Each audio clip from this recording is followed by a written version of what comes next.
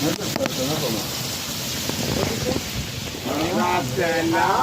selam. Laban.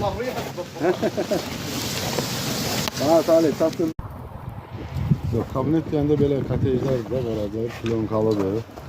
Sonra da odun peti var. Bak. Vay. İnşallah. Allah cümle olsun. Allah hamının içine alan dilesin. Allah versin böyle versin. Malların içine bereket versin.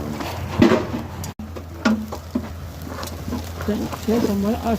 Bu şeyi atma bak. Tabii bu. Tamam götür çay.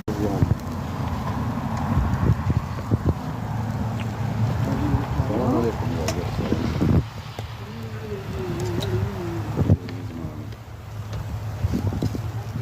Artık mühaciriz sana artık şimdi. Ya durutma öyle. Soksun gelir bir daha geçiyor.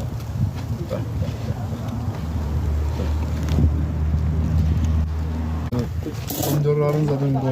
Güvercin. Maşallah. Yaxşıdır. Daha beslerim. Kartoşkadan doğran. Ha bu karpuşka da tök üstüne. Pomidorları koy. Yaxşıdır. Nereden koyacağım? Böyle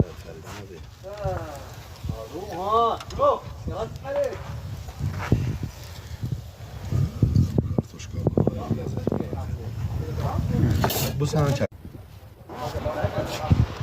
Bunca piknikte bu adam gəlir değil mi hem yanıma? Aslında hem şaşırtıcı. Ben canlı atıram da turizm yerlərində, maraqlı yerlərdə atıram.